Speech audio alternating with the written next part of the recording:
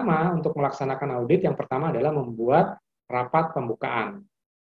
Yang pertama adalah memperkenalkan auditor yang bertugas, kemudian mengkonfirmasi mengenai tujuan, ruang lingkup, dan jadwalnya seperti apa, menjelaskan metode yang digunakan, yang terakhir adalah memberi kesempatan auditi bertanya.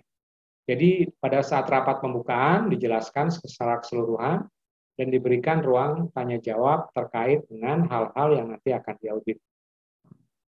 Kemudian yang kedua, setelah dilakukan pembukaan, maka siapkanlah checklist dari auditor. Yang pertama adalah checklist pemenuhan prosedur. Jadi semua prosedur itu dibuat checklistnya satu persatu agar memudahkan auditor dalam melaksanakan audit terhadap auditi. Kemudian kebijakan perusahaan, peraturan disiapkan juga. Pertama prosedur, kebijakan-kebijakan, kemudian instruksi kerja atau tadi WI, work instruction, spesifikasi, inspeksi, dan metode tes, kemudian diagram alirnya disiapkan, yang terakhir adalah dokumen lain yang terkait. Jadi checklist itu meliputi semua prosedur-prosedur yang ada, baik prosedur SOP, work instruction, sampai dengan kebijakan atau policy yang menjadi dasar dilaksanakannya pelaksanaan audit. Kemudian yang keempat adalah mengumpulkan informasi. Nah, informasi audit ada beberapa cara. Yang pertama dilakukan wawancara. Jadi misalnya Mas Ade diperiksa terkait pajak, akan ditanya bagaimana prosedurnya, kemudian bagaimana alurnya, bagaimana reportnya, dan seterusnya. Kemudian yang kedua adalah ajukan pertanyaan. Pertanyaan ini hanya harus bersifat terbuka, misalnya apa, siapa, mengapa, kapan, di mana, bagaimana, dan tunjukkan. Maksudnya tunjukkan dokumennya. Misalnya apa yang menjadi permasalahan, misalnya terkait audit dalam prosedur pajak. Apa yang dilanggar, bagaimana prosedurnya, mengapa, kapan, di mana dilaporkan, tanggal berapa, dan seterusnya.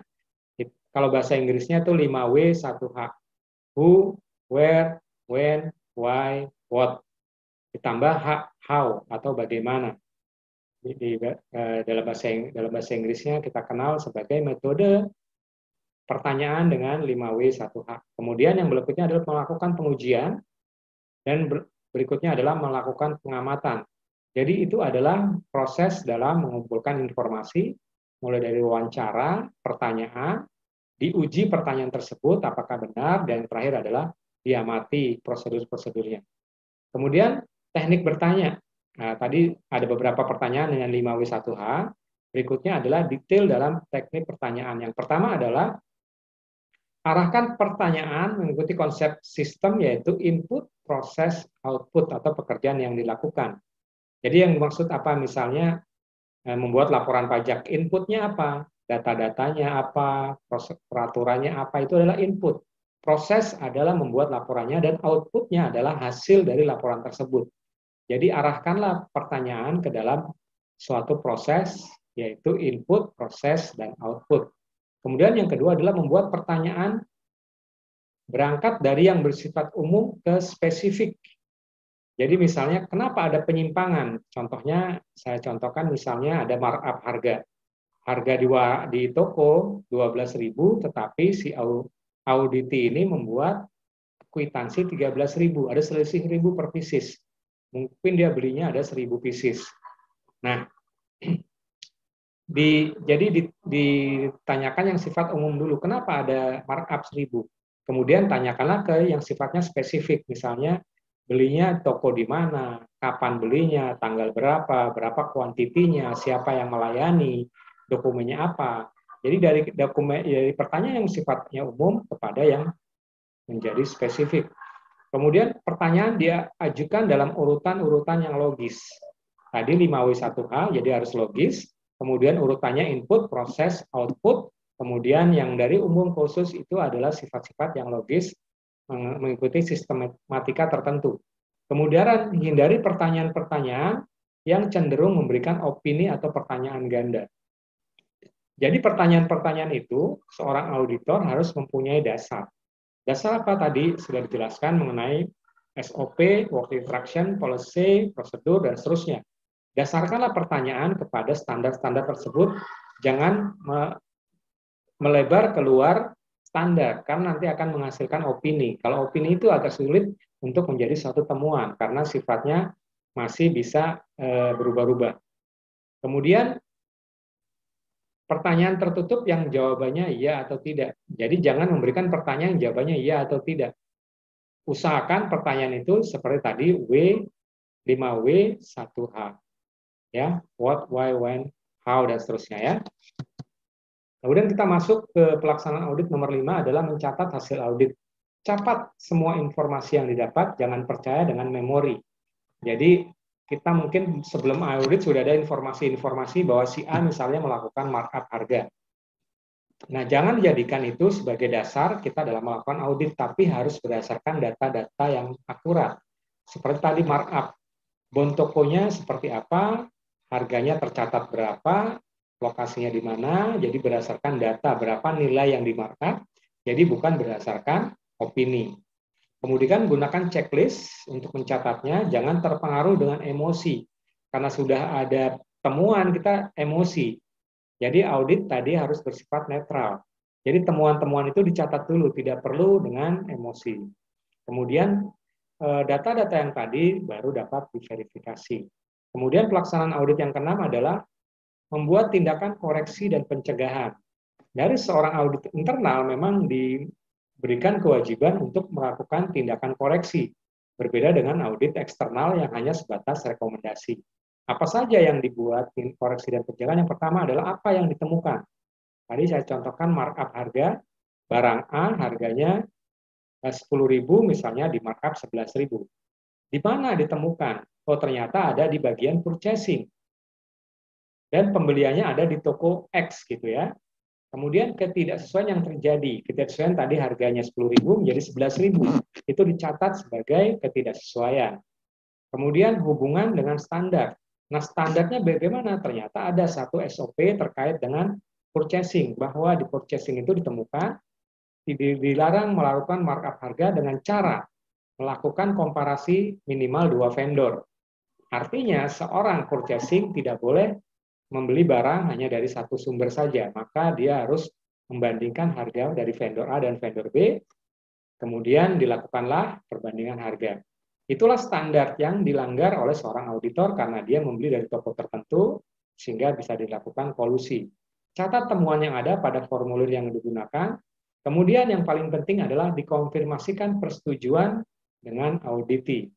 Jadi dipastikan lagi benar ya Anda melakukan markup, ini buktinya dari harga barang ini 1.000, 10.000, kemudian Anda markup menjadi 11.000. Ini dokumennya. Maka dibuatlah berita acara bahwa memang benar terjadi markup di situ dan si audit ini mengakui menandatangani ke dalam berita acara dan dijadikan sebagai audit finding. Kemudian dari pelaksanaan dibuatlah laporan, mengadakan pertemuan tim audit, diskusi temuan dari masing-masing auditor, menentukan elemen klausul yang terkait dengan ketidaksesuaian yang terjadi, membuat laporan lengkap hasil audit, laporan hal yang kurang maupun yang bagus dari penerapan sistem mutu hasil tindakan perbaikan. Jadi temuan-temuan tadi, ketidaksesuaian tadi dibuat ke dalam satu laporan. Baik yang bagus maupun yang tidak, karena fungsi auditor internal adalah memperbaiki. Jadi yang bagus misalnya, si A melakukan prosedur dengan disiplin, itu juga dicatat sebagai salah satu bentuk laporan. Kemudian yang menyimpangan ditemukan sebagai audit finding. Dibuat laporan itu harus dibahas dengan tim terlebih dahulu, kemudian ditentukanlah pasal-pasal atau klausul yang dilanggar. Contohnya tadi markup harga, ada di SOP, poin sekian, seorang auditi tidak boleh melakukan markup harga, dia melanggar. Nah, sanksinya apa itu nanti akan ditindaklanjuti oleh manajemen representatif. Kemudian yang keempat adalah mengadakan rapat penutupan. Jadi setelah laporan temuan-temuan itu dibuat laporan dan disetujui oleh auditi, maka dibuatlah rapat penutupan terhadap hasil audit. Apa saja yang dibahas dalam rapat penutupan? Yang pertama mengucapkan terima kasih kepada auditi, terima kasih bahwa proses audit sudah berjalan dengan baik, netral, tidak ada tekanan, tidak ada intervensi.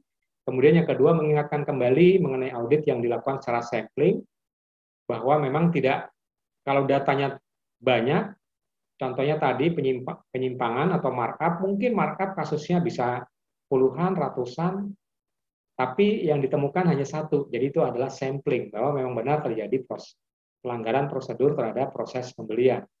Melaporkan hasil audit kepada peserta rapat, jadi temuannya apa saja, kemudian diskusi mengenai temuan yang ada, didiskusikan, konfirmasi mengenai tindakan perbaikannya. Jadi tindakan perbaikan contohnya apa?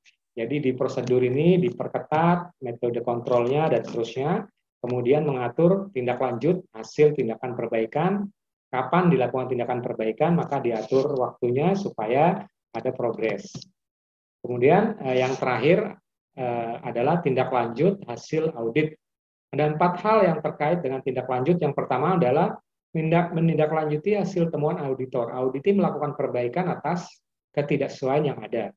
Jadi contohnya tadi, si purchasing tadi, kalau memang kesalahannya fatal, sudah tentu diberikan surat peringatan sampai dengan mungkin pemutusan hubungan kerja.